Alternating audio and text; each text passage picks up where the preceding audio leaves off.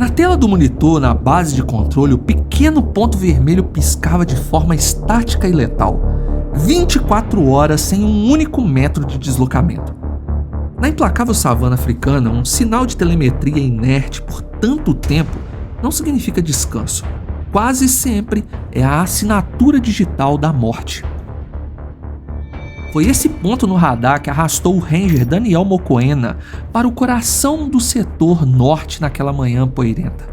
O jipe a diesel rasgava a vegetação e no banco do passageiro repousava um rifle pesado, carregado e destravado.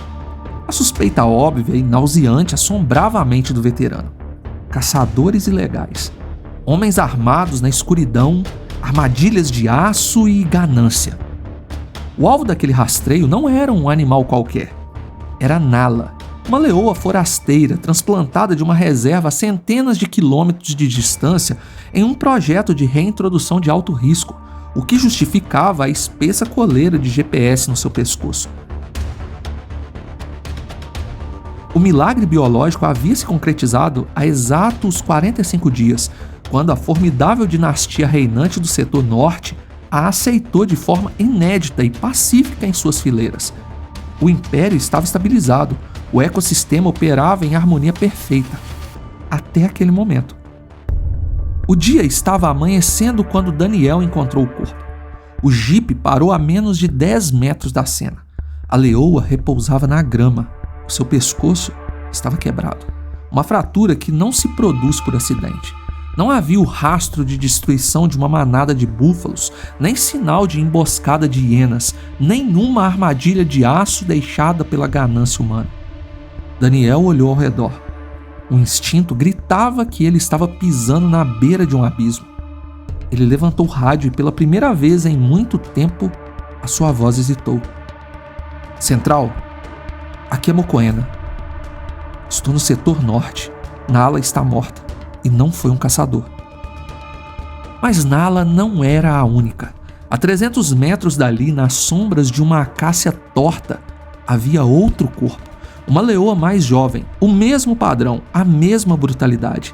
E espalhados pela margem do rio seco, os rastros gigantescos contavam uma história que o cérebro de Daniel se recusava a processar.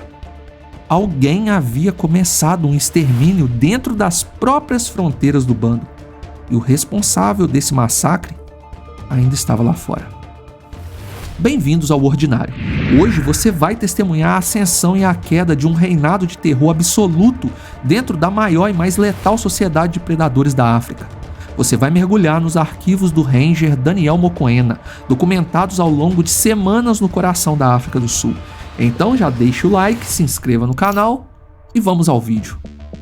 Daniel Mokoena tem 14 anos de reserva. Não é guia turístico, não leva turistas para tirar foto de pôr do sol com girafa ao fundo.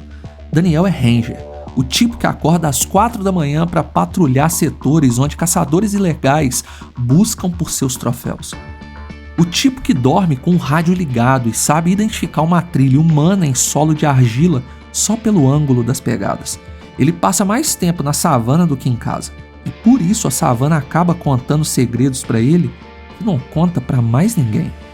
O bando que Daniel monitorava há anos era uma dinastia, uma fortaleza biológica no setor mais rico da reserva. 11 leoas, fêmeas jovens em pico de forma física e filhotes compondo o futuro da linhagem. O líder desse império era um leão que Daniel batizou de Madala, que no dialeto Zulu significa o ancião. Madala tinha 8 anos, uma juba densa e escura como uma nuvem de tempestade pronta. Ele não tinha mais a explosão muscular da juventude, mas era um tático brilhante. Sob a liderança fria e calculista de Madala, o bando não apenas sobreviveu, eles prosperaram e dominaram a região por muitos anos. Até que o horizonte vomitou um monstro. Daniel não viu o ataque, ninguém viu. Ele foi alertado pelo comportamento estranho das leoas que passaram 2 dias circulando nervosas em uma área muito menor do que o habitual. Quando ele localizou o bando no 3º dia, Madala havia desaparecido. No lugar dele, havia um leão que Daniel nunca tinha visto antes, deitado sobre uma rocha com a arrogância de um deus da guerra desconhecido. Jovem, 5, talvez 6 anos.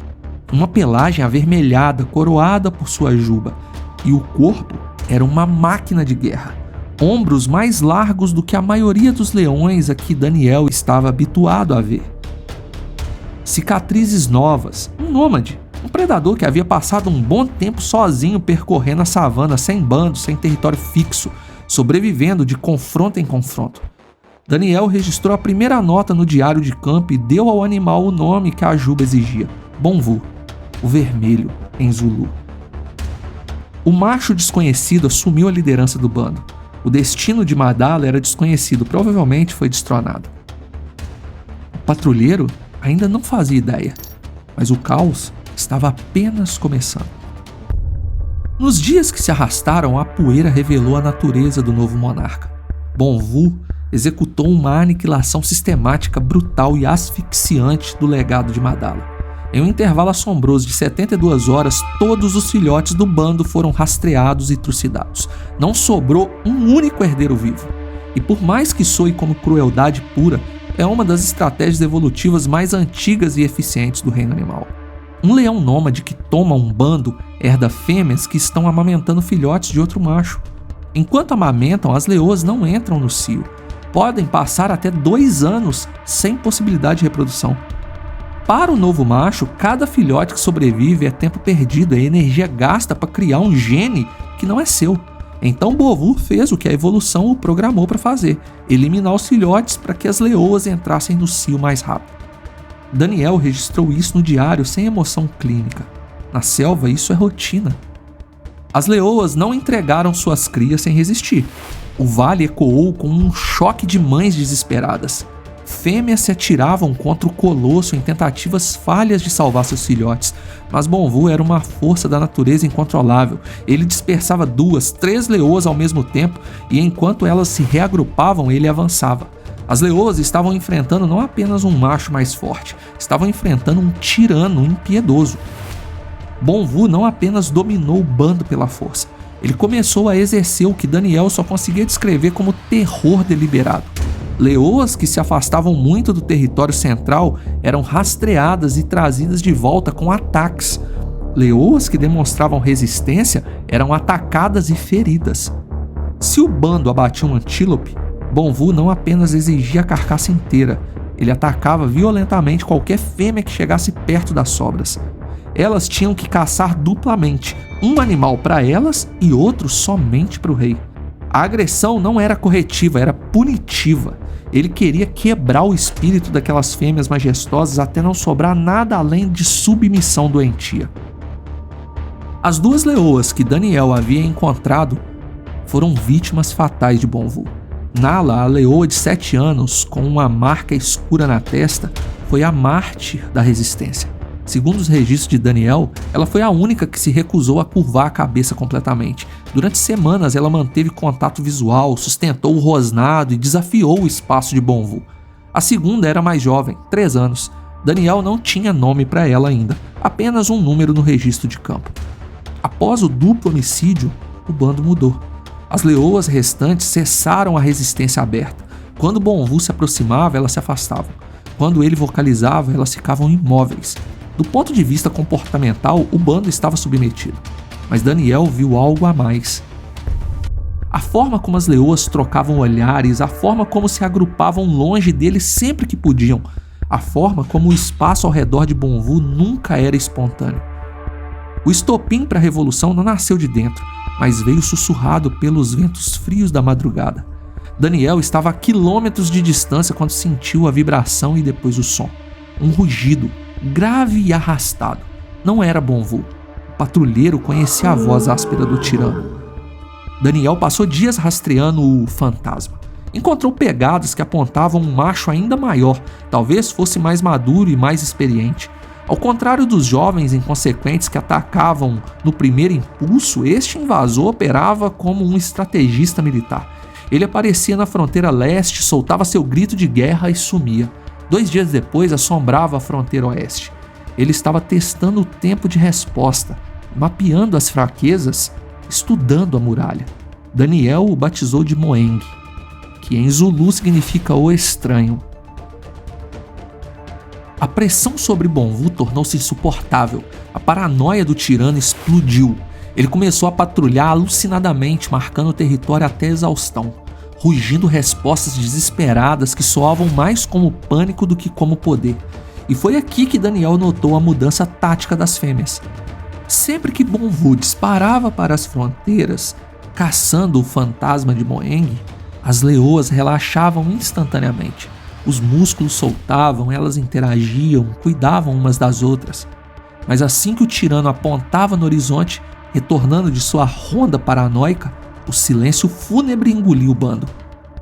O Armagedon biológico ocorreu na tarde sufocante de uma terça-feira, quando Daniel avistou pelo binóculo que Moeng havia cruzado a linha vermelha. O prelúdio vocal durou menos de 1 minuto antes que a diplomacia falhasse e o inferno tomasse conta da terra. Daniel se aproximou com um veículo para tentar visualizar o que ele sabia que seria uma batalha colossal. 2 monumentos de músculos, somando quase meia tonelada de força letal, colidiam em um balé de destruição pura. Não havia recuo estratégico, não era uma disputa de força, era uma guerra de aniquilação. Moeng era mais pesado e estava descansado, mas Bonvu era uma fera encurralada, movida pelo desespero e dono de uma agilidade demoníaca. O tirano conseguiu girar o corpo colossal, evadiu a patada do forasteiro e afundou suas mandíbulas no pescoço de Moeng. Bonvu estava vencendo. O reinado de terror estava a 3 segundos de ser reafirmado. Mas Bonvu esqueceu a regra fundamental do poder opressivo. Nunca dê as costas para aqueles que você torturou. As leoas adultas, movendo-se com silêncio e a fluidez de sombras assassinas, emergiram do capim alto em silêncio sem anunciar sua chegada e atacaram simultaneamente. A primeira fêmea explodiu contra o flanco esquerdo de Bonvu, desestabilizando os músculos pesados do rei. As outras começaram a atacar como se Bonvu fosse uma presa. Era o mesmo balé de caça usado para caçar. Porém, dessa vez a caça era Bonvu. Bonvu rugiu em pânico, tentando reagir, mas ele já estava bem desgastado da batalha anterior. Daniel confessou que leoas não orquestram execuções coletivas contra um macho alfa em pleno vigor. Aquilo era inédito para ele. Mas ali estava, o acerto de contas, a vingança pelas crias esmagadas, por Nala, pela dignidade roubada. A execução foi sumária, implacável e assustadoramente selvagem. Quando a nuvem de terra baixou, o reinado de Bonvu era apenas uma carcaça sob o sol escaldante, enquanto Moeng, o estranho, bufava de dor a 20 metros dali, assistindo as leoas terminarem o que ele começou. Moeng estava destruído. A batalha havia deixado feridas profundas.